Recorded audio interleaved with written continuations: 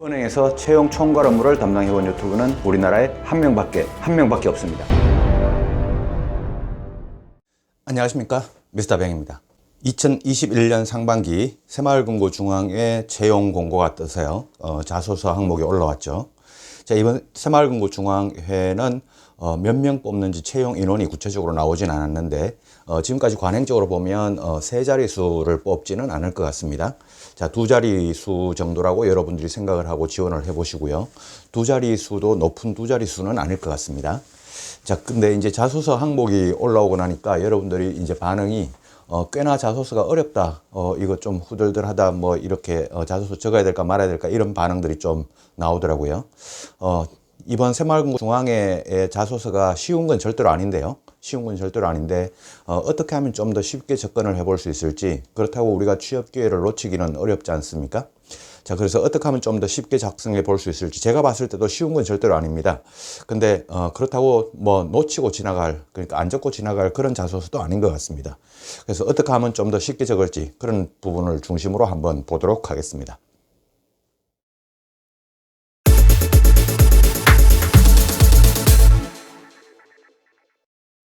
여러분들이 지금 보고 계신 이 화면이 이제 새마을금고중앙회 자소서죠. 총 1번부터 8번까지 8개 항목이 나와 있습니다. 분량도 꽤 많죠. 분량도 꽤 많은데, 자, 이 자소서 문항을 보고 총 6,200자입니다. 저 6,200자니까 12,400바이트죠. 12,400바이트. 우리 최근에 나오는 어떤 은행권이나 금융권 자소서 문항 중에는 좀 분량도 많은 편입니다. 근데 저게 지금 어렵다고 느껴진다, 이런 반응이 나온단 말이죠. 그래서 왜 저 자소서 문항을 보고 우리가 왜 어렵다고 생각을 할까라고 하는 이 부분을 우리가 한번 생각해 보고, 그 이제 핵심 포인트를 잡아서 한번 들어가 보면 좋지 않을까요? 자, 저렇게 어렵다고 느껴진다. 저 지금 1번부터 8번까지 문항은 여러분들이 다 한번 보셨을 겁니다. 자, 어렵다고 느껴진다. 왜 그럴까? 자, 첫 번째는 뭐 문항이 여러 가지다. 너무 많다. 너무 복잡하다. 이런 것도 있을 거고요. 그 다음 두 번째는 바이트가 너무 많다. 분량이 너무 많다. 이런 영향도 있을 거예요. 자, 근데 제가 여러분들이 저 자소서 문항을 보고 또 어렵다라고 느끼는 또 한 가지 이유는 어떤 게 있냐면, 좀 생소한 문항들이 있다라고 하는 이런 면도 있을 겁니다. 지금까지 봐왔던 것보다 좀 생소한 문항들이 들어온 게 있다라는 이 요인도 있을 거고요. 또 마지막으로 제가 생각하는 지금 저 문항이 어렵다고 여러분들이 느끼는 이유가 좀 뭐 중복되는 것 같기도 하고 아닌 것 같기도 하고 한데, 뭐 이렇게 막 얽혀 있고 설켜 있는 것 같은 그런 느낌, 막 이 복잡한 느낌. 그래서 같은 거를 답을 해야 될 건데, 뭐 여기도 적어야 될 것 같고 저기도 적어야 될 것 같고, A라는 이야기를 어디다가 적어야 될지 모르겠다라고 하는 이런 정도의 어떤 혼란스러움, 이런 느낌이 좀 있지 않을까 생각을 합니다. 그래서 제가 생각을 할 때 총 한 4가지 정도를 생각을 해보면, 저 자소서 문항이 어렵다고 생각하는 여러분들의 첫 번째는 분량 자체가 분량이 많다. 두 번째는 문항이 많다. 세 번째는 복잡하다. 뭐 문항이 생소하다. 또 뭐 이런 거. 그다음 네 번째는 좀 혼란스럽다. 문항이 좀 알쏭달쏭하게, 이거 1번하고 2번하고 뭐 예를 들어서 1번, 2번이 꼭 그렇다는 게 아니라 이 문항하고 비슷한 것 같은데 이게 뭐가 다르지? 뭐 이런 내용들입니다. 자, 그래서 이런 문항들, 이런 형태의 자소서가 나왔을 때, 우리는 자소서를 어떻게 접근해야 될지, 거기에 대해서 한번 오늘 제가 교육 겸 여러분들한테 그런 힌트를 줄 겸 그렇게 제가 영상을 찍어 보도록 할 테니까 한번 따라와 보시죠. 자, 이 영상을 보시고 여러분들이 그래도 어렵다면, 그러면 자소서 안 적고 넘어가는 것도 방법이겠지만, 영상 안 보고 벌써부터 어렵다라고 생각하기에는 좀 무리가 있는 것 같습니다. 한번 보시죠. 제가 지금 여러분들이 화면에 보고 계신 저 화면은 뭐냐면, 자소서 문항을 이렇게 압축시켜 놓은 겁니다. 압축시켜 놔서 핵심 포인트만, 1번이 뭘 묻고 있냐? 자, 1번에 지금 여러분들 사각형, 여기 포인트 보이죠? 사각형의 좌우명이 성장 과정에 끼친 영향을 적어라. 그리고 현재 모습에 어떻게 투영되어 있는지를 적어달라. 이게 1번 문항입니다. 그리고 뭐 600자거든 1000자거든 이렇게 분량이 나와 있겠죠. 자, 이게 이제 1번 문항인데, 제가 여기 이제 파란색으로, 이 초록색으로 이 사각형 표시를 해 놓은 게 그 문항에 이제 좀 이따가 그게 왜 해놨는지 제가 설명을 드릴 거예요. 자, 2번 같은 경우는 이거죠. 자신의 SWOT을 분석하고 차별화된 장점을 토대로, 그 다음에 우리 새마을금고중앙에 꼭 채용해야 하는 이유가 뭔지 그 내용을 적어라. 이게 이제 2번 문항이죠. 자, 3번은 물건이 있다면 또는 재능이 있다면 판매를 해보라. 그게 무엇인지 설명하고, 가격이 얼마인지, 적정 가격이 얼마인지 설명해보라. 이게 이제 3번 문항입니다. 그렇게 해서 총 8번까지 나와 있습니다. 자, 8번까지 나와 있으면, 이제 우리가 저게 어렵다라고 생각하는 이유가 뭐, 문항이 여러 개다. 그 다음에 바이트가 많다. 그 다음에 뭐 좀 생소한 질문이 있다. 뭐 물건을 판매해보라. 저런 건 좀 생소하죠. 자, 그런 게 있고, 그 다음 마지막으로 제가 이야기했던 게 좀 혼란스럽다. 뭐, 이거하고 비슷한 것 같은데, 어떤 내용을 어디다 적어야 될지 모르겠다. 이런 내용들일 겁니다. 제가 생각할 때 제일 어려운 이유 중에 하나가 제가 마지막에 이야기했던 그겁니다. 좀 혼란스럽다는 겁니다. 그래서 제가 지금 저 초록색으로 표시해 놓은 게 다 이제 고급과 관련된 건데요. 자, 제가 그럼 어떻게 했냐면, 이 작업을 한번 해봅니다. 자, 밑에 지금 인성과 역량이라고 하는 부분이 보이죠? 자, 인성과 역량이 뭐냐면, 인성은 선천적인, 후천적이지 않은 여러분들의 캐릭터 역량입니다. 선천적인 역량을 인성이라고, 후천적인 역량을 역량이라고 한다. 이렇게 정의를 내리고 한번 보시면요. 자, 인성에는 여러분들의 책임감이나 집중력이나 판단력이나 인내력이나 소통, 대인관계, 미소, 밝은 성격, 긍정적인 성격, 이런 여러분들의 캐릭터와 관련된 이런 부분들이 인성과 관련해서 포인트 키워드들이 될 수가 있고요. 역량에는 여러분들이 배우고 키우고 노력을 해서 연습을 해서 훈련을 통해서 여러분들이 자랐던 후천적으로 여러분들한테 좀 잘 만들어졌던 그런 스킬들, 그런 것들을 후천적인 역량이라고 합니다. 그런 거에는 분석력, 기획력, 창의력, 문제 해결 능력, 상황 판단 능력, 소위 우리가 NCS를 보면 거기 10대 영역이 있죠. 거기 나오는 끝에 력자가 들어가는 부분들 있지 않습니까? 수리 능력도 있을 수 있고요. 저기 지금 한 10개 넘게 지금 들어가 있지 않습니까? 저건 제가 이제 예를 들어서 적어 넣은 거고요. 여러분들도 여러분들을 가지고 스스로를 저 인성, 그러니까 선천적인 부분, 그리고 후천적인 부분 나눠서 여러분들이 포인트를 한번 키워드를 한번 적어 보세요. 나라면 내 인성, 그러니까 나의 어떤 선천적인 영향, 선천적인 캐릭터를 기준으로는 나는 이런 부분들을 먼저 이야기하고 싶다. 또 나의 후천적인 역량을 기준으로는 이런 능력들을 이야기를 하고 싶다라고 하는 우선순위별로 그렇게 한번 쭉 한번 적어보세요. 적어보면 뭐 보통 10개 이상 나옵니다. 안 나오지 않습니다. 나올 거예요. 보통의 경우에는요. 자, 그럼 저렇게 적어놓고 난 다음에요. 저걸 적어놓고 난 다음에 그 다음에 요런 작업을 한번 해보십니다. 자, 요런 작업입니다. 표입니다. 자, 1번부터 8번까지 문항이 있죠. 자, 1번부터 8번까지 문항이 있는데 자, 그 오른쪽 중간에 이제 여기 뭐라고 되어 있냐면 여기에 인성이냐 역량이냐 라고 되어 있습니다. 요 중간표예요.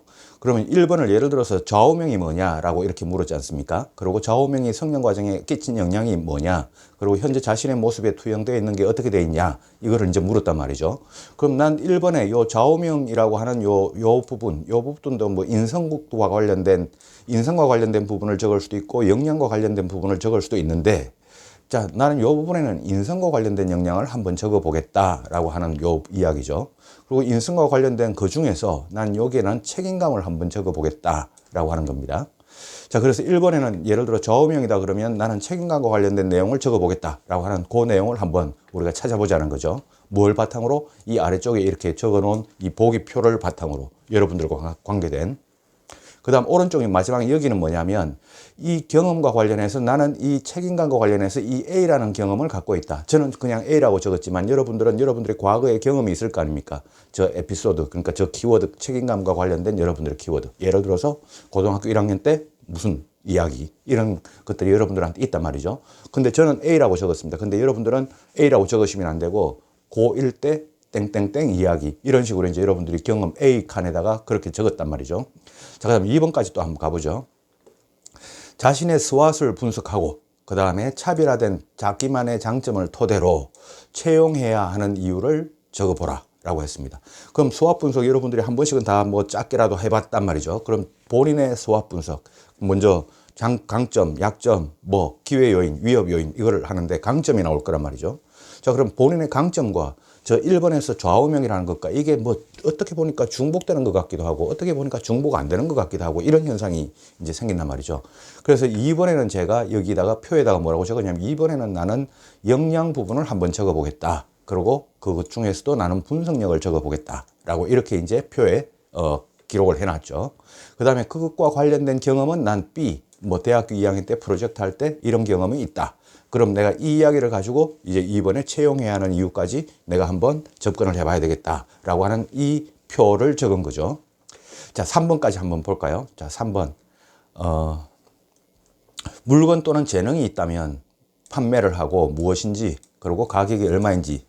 자, 물건 또는 재능. 여러분들이 물건을 선택할까, 재능을 선택할까 하면 재능을 선택하는 분들이 더 많을 거예요. 자, 그럼 여러분들이 재능을 선택했다고 하죠. 자, 해보면 여러분들의 강점에 분명히 저 위에 분석력이라고 적었는데 저는 또 여기 3번에다가 분석력을 또 적어야 될 것 같기도 하고, 분석력을 안 적자니 또 뭘 적어야 될지도 모르겠고, 이런 현상이 이제 생긴단 말이에요.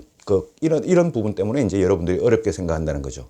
그래서 여기 표에 보면 여기는 다시 내가 인성적인 부분에서 나는 여기 대인관계 능력을 한번 강조를 해보겠다. 저는 대인관계 능력이 좋습니다. 그래서 이거를 한번 팔아보겠습니다. 라고 하는 이렇게 이제 접근을 해보자는 거죠. 그리고 가격이 얼마인지, 그거 관련된 경험은 또 어떤 경험이 있는지, 내가 대인관계 좋았던 경험이죠. 대학교 4학년 때, 뭐 또는 군대 전역하고도 지금 뭐 계속 모임을 이어가고 있다. 또는 뭐 내 카톡 친구가 어떻게 돼 있다. 뭐 이런 내용의 여러분들의 경험이 있을 거란 말이죠. 근데 여기 이제 우리가 4번을 한번 보면요. 4번을 한번 보면 희망 업무가 뭐냐? 새마을금고 중앙에서. 그 다음에 그 희망 업무를 위해서 어떤 노력을 했냐? 그리고 10년 후 너의 모습은 어떨 것 같냐? 그리고 그게 이제 어떻게 활용되어질 것 같냐? 이런 거죠.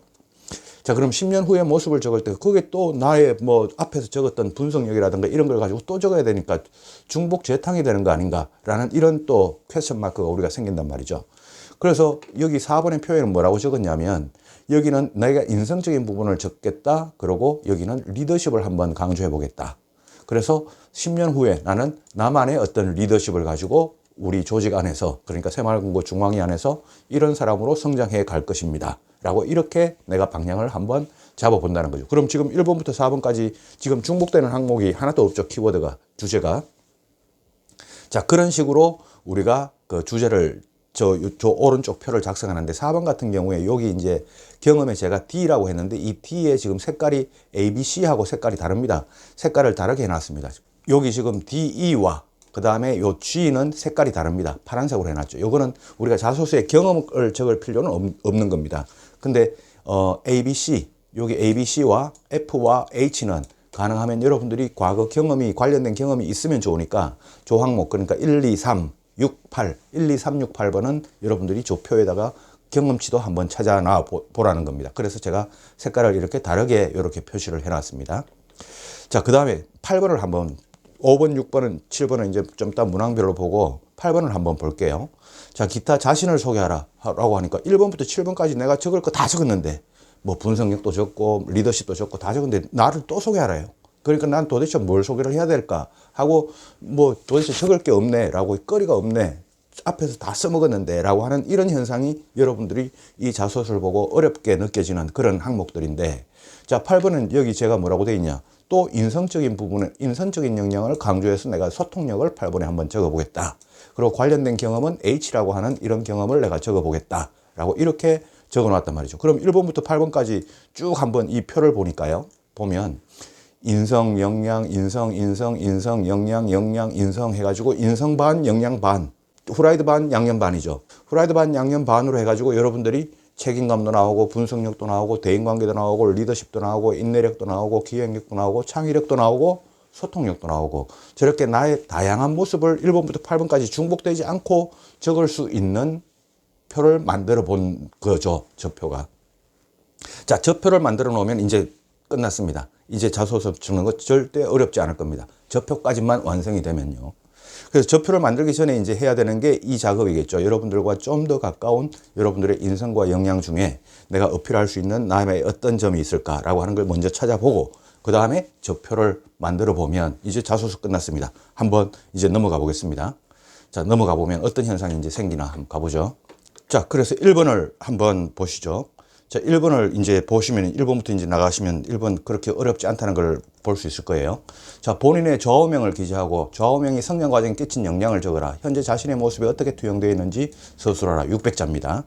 자, 근데 이제 제가 여기 600자에다가 어떻게 적었냐면 소제목을 하나 적고요. 600자, 1200바이트입니다. 소제목 하나 위에 적고, 자, 좌우명과 좌우명 소개. 좌우명이 뭔지 이제 소개를 해야 되겠죠. 그리고 그 배경, 내가 왜 좌우명을 가졌는지, 그거를 한 200자 정도 적고, 좌우명과 관련된 경험과 현재의 모습에 대해서 400자를 적어보자. 라고 이렇게 했습니다. 자, 그럼 1번의 키워드가 아까 우리가 뭐였습니까?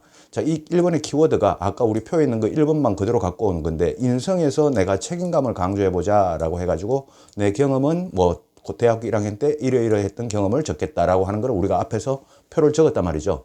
표를 적었으면 이제 끝났습니다. 좌우명 소개와 배경, 나는 책임감과 관련된 거 그 키워드만 이제 찾아서 200자 적고, 저 A 경험을 아래쪽에 이제 적고 마무리하면 되죠. 자, 이 문항, 이 새마을금고 중앙의 1번 각각의 개별적인 문항의 난이도는 높지 않은데요. 이게 8개로 합쳐져 있으니까, 8개로 합쳐져 있으니까 여러분들이 혼란스러워지는 겁니다. 자, 그래서 1번, 저 표만 하나 있으니까 뭐 쉽게 어렵지 않게 지나갈 수 있습니다. 2번 한번 가보죠. 자, 지원자 자신에 대해서 수합 분석을 하라. 수합 분석을 실시하고 다른 지원자들과 차별에 대한 장점을 토대로 본인을 채용해야 하는 이유를 적어라. 천자니까 이제 여기는 소제목을 적어서 이렇게 두 개, 500자, 500자로 이렇게 나눴네요, 제가. 자, 500자, 500자로 나눠서 위쪽 500자는 그냥 수합 분석 120자씩 이렇게 한번 해보라는 겁니다. 그리고 아래쪽 500자에다가 채용해야 하는 이유를 적어보는데, 거기와 관련해서는 우리가 또 앞에 표를 만들 때 어떻게 했습니까? 앞에 표에서 역량 부분을 강조하는데 거기는 분석력을 내가 강조해보겠다라고 이렇게 표를 만들었지 않습니까? 그리고 거기에 이런 경험을 찾았습니다. 그러면 그 내용을 이제 여기다가 적으면 되겠죠. 자, 아래쪽에다가. 자, 그래서 제가 이렇게 구조적으로 여러분들에게 나눠드리는 이 부분과 제일 앞에서 만들었던 그 표만 있으면 그럼 한 70%는 해결이 됩니다. 그다음부터는 이제 타이핑만 치고 수정해보면 됩니다. 자, 근데 여기서는 이제 한 가지 질문이 나올 수 있는 게 이 수합 분석의 S, 그러니까 여러분들의 강점과 채용해야 하는 이유, 이게 중복돼도 됩니까? 같은 내용이 돼도 됩니까? 다른 내용이 나와야 됩니까? 중복돼도 상관없을 것 같습니다. 자, 내가 저런 강점이 있으니까 채용해달라. 뭐 같은 이야기겠죠. 자, 그래서 이 S에 나오는 이야기와 아래쪽의 주제, 키워드는 같은 내용. 예를 들어서 S에도 분석력이 들어가고 아래쪽에도 분석력이 들어가고 해도 상관없다는 겁니다. 자, 그래서 채용해야 하는 이유가 어렵지만 뭐 이렇게 표를 한번 만들어 보면 그렇게 어렵지만은 않은. 자, 3번도 한번 가보죠. 자신이 가진 물건 또는 재능을 팔아라. 근데 여기선 가능하면 물건을 팔까 재능을 팔까? 가능하면 재능을 팔아보십시오. 물건보다는 재능이 더 나을 겁니다. 자, 그 다음 그것이 무엇인지, 그리고 적정 가격이 얼마인지. 자, 이제 한 가지, 물건 또는 재능 한 가지만 파는데 재능을 팔아보자 라고 했죠. 자, 그 다음에 가격에 대한 이유를 적는데 여기는 경험을 넣어서 적는데, 자, 여기도 600자입니다. 소제목 하나 적고요. 자, 그 한 가지가 뭔지, 나의 재능이 뭔지, 그리고 그 이유에 대해서 200자, 그리고 거기에 대한 가격 책정과 가격 책정의 이유에 대해서 400자. 이렇게 제가 구조를 나눠드렸습니다. 자, 그럼 여기 키워드는 어떻게 되어 있습니까? 키워드는 내가 인성적인 역량 관련해가지고 대인관계를 바라보자 이렇게 했지 않습니까? 그리고 경험은 이런 경험이 있으니까 이 경험 내용을 여기 아래쪽에 이유에다가 적으면서 이제 답변을 만들어 가면 되겠죠. 200자, 400자 구조를 가지고요. 그러면 어렵지 않습니다. 자, 그 다음 4번도 또 마찬가지입니다. 어렵지 않습니다. 자, 새마을금고 중앙회에서 희망하는 업무를 기재하고 어떠한 노력을 통해 필요한 역량을 갖추었으며 10년 후 자신의 모습을 기재하라. 자, 앞에 500자, 500자 이렇게 나눴습니다. 500자, 500자 나눴는데 앞에 소제목 하나 적고요. 자, 저의 희망 업무는 땡땡땡입니다. 100자를 적습니다. 그리고 어떤 노력을 했는지 400자 적습니다. 자, 희망 업무는 땡땡땡입니다 라고 하는 거는 여러분들이 채용 공고에도 나오고 새마을금고 중앙회 홈페이지도 나오고 다 나오죠. 새마을금고 중앙회 조직도를 보면요. 자, 그거 보고 여러분들이 노력했던 걸 적고 10년 후 모습을 적는데 여기에 나의 이런 점을 강조해서 10년 후에도 계속 이런 모습으로 더 근무를 잘하고 있을 것 같습니다 라고 하는 그 부분의 인성적인 부분, 나는 아까 표에서는 리더십을 강조하겠다 이렇게 이제 아까 우리가 표를 작성했었죠. 근데 여기는 10년 후에 이렇게 할 거니까 굳이 경험을 적지는 않아도 될 거다. 경험은 필요 있는 건 아니다. 그래서 아까 우리가 그 표 적을 때 경험표에서 경험이 있어도 되냐 없어도 되냐에서 표 그 색깔이 파란색이 있었죠. 그럼 경험이 굳이 없어도 되는 지금 4번 같은 문항 그런 케이스죠. 자, 5번 또 한번 가보죠. 자신의 인생에서 실패한 경험을 기술하라. 실패한 경험을 기술하고 이를 극복하거나 이를 통해 얻게 된 경험, 이 직장생활함에 있어서 어떠한 도움을 줄 수 있을까? 자, 실패 경험, 일단 소제목 하나 적고, 소제목 적고, 실패 경험을 300자 적고, 그리고 이게 그 경험이 어떻게 도움됐는지를 300자 적어보자 라고 이렇게 구조를 나눴습니다. 자, 여기는 우리가 키워드를 어떻게 만들었냐면, 거기서 나는 뭘 배웠냐? 인내력을 배웠다. 그리고 이게 어떻게 도움이 될까? 어떤 도움을 줄 수 있을지, 앞으로 직장 생활을 하는데 이렇게 도움을 줄 수 있다. 근데 여기에는 경험이 있는 건 아니고, 경험은 앞에 부분에 이제 약하게 들어가겠죠. 약하게 들어가는데 이 뒷부분에는 경험을 적는 게 아니고 앞으로의 계획, 도움을 줄 수 있는 방향을 적는 거니까 이 뒷부분의 경험을 적는 건 아니죠. 그래서 이 경험은 이 앞부분에 짧게 실패했던 경험을 짧게 300자 안에 이제 적어주는 거죠. 자, 그래서 여기서는 이제 인내력을 강조하겠다라고 이렇게 했습니다. 자, 그럼 개별적인 이 항목들은 절대로 어렵지 않습니다. 자, 6번도 마찬가지입니다. 참여했던 프로젝트 경험을 적어보라. 6번은 뭐 일단 좀 관계 없지만요. 본인이 어떤 역할을 했는지, 또 여기도 마찬가지입니다. 아까 분석력을 내가 적기도 했고 뭐 이런 걸 적었다면 여기도 내가 또 분석력이 있었다는 걸 또 적을까라고 하는데, 거기는 또 이제 아까 우리가 이 본인의 역할 부분에서 나는 어떤 키워드를 강조할 것인가, 여기는 내가 기획력을 강조하겠다라고 우리가 표를 만들었네요. 그리고 관련된 경험, 프로젝트 경험이겠죠. 이 프로젝트 경험을 이 본인의 역할 600자, 그리고 여기다가 이제 많이 깊이 있게 이제 적어주는 거죠. 앞에 소제목 하나 적고, 프로젝트 소개 200자, 본인의 역할 600자, 여기는 이제 기획력과 관련된 깊이 있는 이야기가 나오겠죠. 그리고 그 결과와 배운 점. 이렇게 하면 이 6번 항목은 이제 기획력과 관련된 그런 답변 항목으로 구성이 될 겁니다. 그죠? 자, 그 다음 7번 또 한번 보죠. 지원자 본인이 기업이라고 생각을 하고 본인이 추진하고자 하는 ESG 경영 전략을 하나 선택을 해야 되겠죠. 자, 이거는 이제 여러분들이 선택을, 잠깐 공부하고 선택을 해야 됩니다. 그 다음 본회, 새마을금고 중앙회 입회 이후에 본인의 ESG 경영 전략을 업무에 어떻게 적용할 수 있을지. 자, 여기는 이제 키워드를 아까 우리 표에 만들 때 역량 부분에서 창의력을 강조하겠다. 이렇게 이제 했습니다. 자, 그래서 여기 이제 그 소제목을 하나 적고요. 자, 어떤 ESG 경영 전략을 나는 선택을 하는지, 거기에 대해서 이유 500자까지 해서 전부 500자를 적고, 아래쪽 500자는 또 소제목을 하나 적고, 업무에 어떻게 적용을 할 것인지, 여기는 이제 주로 창의력을 베이스로 주제로 이제 글을 적어야 되겠죠. 창의력을 베이스로 글을 적는다. 그렇게 적으면 이제 또 7번도 해결이 됩니다. 자, 그 다음 8번. 간단한 질문이죠. 자, 기타 특별히 자신을 소개할 수 있는 내용을 적어라. 400자. 자, 1번부터 7번까지 뭐 이것도 적고 저것도 적고 많이 적었는데, 자, 이거 소제목 하나 적고 경험 등 자기소개 내용을 400자 추가로 적는데, 여기는 내가 소통력과 관련된 경험을 적으면서 소통력을 강조해 보겠다라고 이렇게 적기로 우리가 표를 만들었죠. 자, 이렇게 개별적으로 문항을 보면 어렵지 않은데요. 이게 8개가 동시에 이렇게 중복되어 있다 보니까 막 혼란스러워지는 겁니다. 그래서 여러분들이 이 자소서를 보고 어렵다라고 이렇게 느끼는 거죠. 자, 그래서 한번 보시죠. 결론 부분입니다.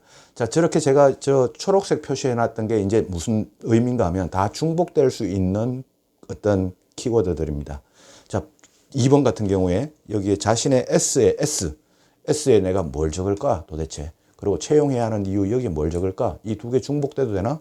만약에 여기 뭐 예를 들어 분석력이라고 적으려고 했는데 1번은 뭐 좌우명이니까 상관없지만, 뭐 예를 들어서 물건이나 재능이 있다면 판매, 여기도 나 분석력을 적고 싶은데 뭐 이런 생각을 하다 보니까 여러분들이 분석력은 2번에 적어야 돼, 3번에 적어야 돼, 아니면 또 프로젝트 경험에서 본인의 역할, 여기도 또 분석력을 적어야 될 것 같기도 한데, 그럼 분석력을 2번, 3번, 7번 어디다 적어야 돼? 이런 여러분들의 어떤 체계화 시키는 과정이 여러분들이 어려워지다 보니까 이 자소서가 어렵다는 겁니다. 그래서 결국 경험이 필요한 거는 1번, 2번, 3번, 그 다음에 이 6번, 그 다음 8번. 여기는 자소서 문항을 답변 적을 때 경험을 여러분들이 적어보시고, 나머지 문항은 굳이 경험을 적으면서 자소서 적어도 되지는 않으니, 경험을 꼭 적어야 되는 건 아니니, 여러분들이 1번부터 8번까지 이 표를 하나 만들어 보시면, 그 다음은 일사천리라고 하면 좀 너무 무리가 있을 수도 있습니다만은, 그나마 좀 덜 어렵게 여러분들이 좀 쉽게 이 자소서 문항을 적어 나갈 수 있을 것 같습니다. 자, 저렇게 이제 일단 완성했다고 한번 해보죠. 자, 그러면 어쨌거나 저와 관련된, 내가 나를 보여주고자 하는 저와 관련된, 자기와 관련된 여러 가지 역량을 동시에 다양하게 보여줄 수 있는 그런 자기소개서가 하나 탄생을 할 수 있을 거라고 생각을 합니다. 자, 그럼 또 저 자소서는 또 다른 데에 또 작성할 때도 또 소스나 이런 거는 또 활용하시도록 하고요. 자, 그래서 전체적으로 보면 난이도와 중요도적인 측면에서 난이도가 좀 어렵다 또는 중요하다라고 생각하는 거는 제가 생각할 때는 2번, 4번, 7번입니다. 자, 2번, 4번, 7번 할 때 그래도 조금 더 중요한 포인트로 여러분들이 적어보도록 하시고요. 자, 2번 뭐냐? 자신의 서학 분석이죠. 그 다음 4번 희망 업무와 10년 후 모습. 그 다음 7번 ESG를 경영 전략에 어떻게 활용할 것이냐라고 하는 이 항목이 여러분들이 보시기에 조금 더 어렵다라고 생각할 수 있으니까 좀 더 포인트를 포커스를 두고 에너지를 투입해서 생각을 하고, 그 다음 난이도 중으로 보면 1, 3, 5번입니다. 자, 1, 3, 5번은 뭐냐? 좌우명. 그 다음 3번은 물건이나 재능 판매하는 거. 그 다음에 5번에 실패 경험. 자, 마지막에 6번 프로젝트 경험하고 기타 소개하는 거. 이거는 어렵지 않습니다. 자, 그래서 그런 비중으로 여러분들이 이 자소서를 선택해서 접근을 해보시면 자소서가 어렵지 않을 수 있으니까요. 제가 생각한 대로 한번 접근해 보시고 새마을금고중앙에 자소서 잘 적어 보시기 바랍니다.